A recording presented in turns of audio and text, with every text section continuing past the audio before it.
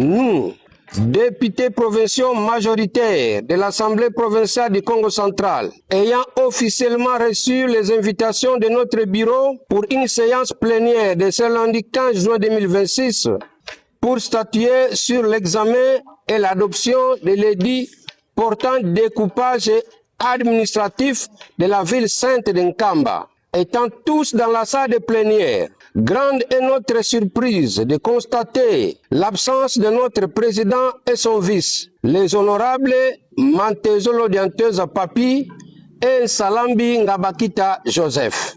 Nous apprenons que ces derniers ont été convoqués une fois de plus à Kinshasa par son Excellence Monsieur le Vice-Premier ministre, ministre de l'Intérieur, pour une nouvelle consultation avec le bureau sortant, alors qu'il y a 72 heures, nous avons reçu un message officiel de ce même vice-premier ministre nous demandant de faire d'urgence pour statuer sur les points qui figurent à l'ordre du jour de la plénière d'aujourd'hui. Alors qu'en date du 16 mai dernier, tous les députés provinciaux qui composent l'Assemblée provinciale du Congo central étaient invités par la même autorité pour une consultation. Après 3 semaines, soit 21 jours, le 6 juin 2026, jour de la dernière réunion avec le vice-premier ministre, ce dernier a conclu la réunion en nous demandant de rentrer en province pour poursuivre les activités parlementaires tout en mettant au premier plan les Kinzonzi. Il a ajouté qu'il allait à son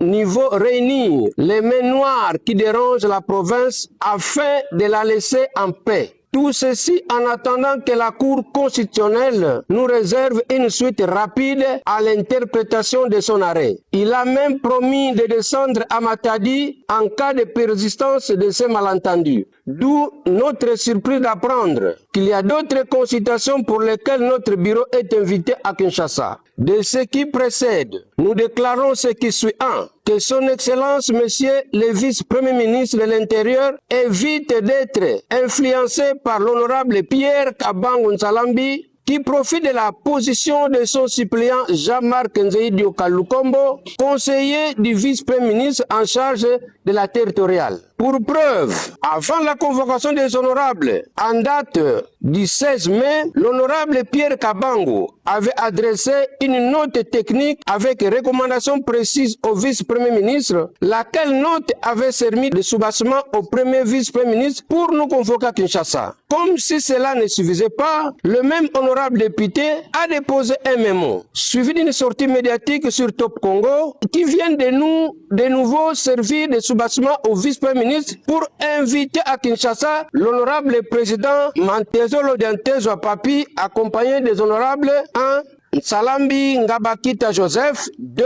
Kabangu Salambi Pierre, 3. Mpanzu Mangovu Guilain, 4. Biazanguka Nsona Rachel, 5. Swami Paka Victor. 2. Nous fustigeons le comportement compromettant de nos collègues députés de ne pas obéir aux recommandations du vice-premier ministre, appelant tous les députés, tous les honorables députés autour de Kinzonzi, et cela à 2 reprises. Nous fustigeons aussi la partialité du vice-premier ministre qui semble toujours céder aux caprices de nos collègues députés malgré leur refus catégorique de répondre aux Kinzonzi recommandés par celui-ci. Lorsque ces derniers sont en position de force, ils les laissent commettre des forfaits. Et maintenant que c'est notre tour d'être en position de force, son Excellence, Monsieur le Vice-Premier ministre, semble oublier qu'il nous a dit le 4 octobre 2025 que les problèmes de notre Assemblée ne peuvent être résolus que par l'application stricte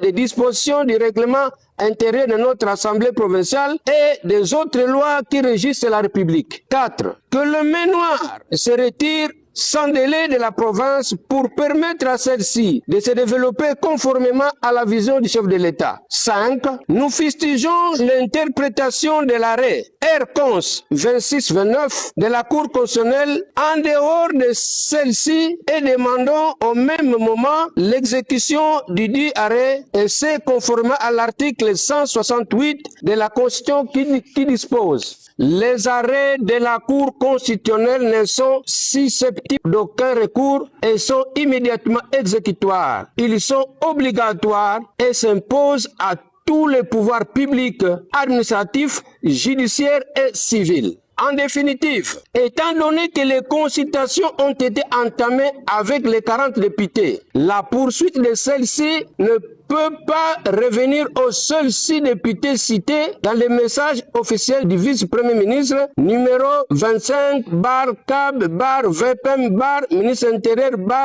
SLBJ/NLIM/250/2026 du 13 juin 2026. Donc, tous les arrangements en dehors de l'arrêt susévoqué qui découleront des assises pour lesquelles les 6 députés viennent d'être conviés à Kinshasa n'engageraient que leurs auteurs. Fait à Matadi le 15 juin 2026.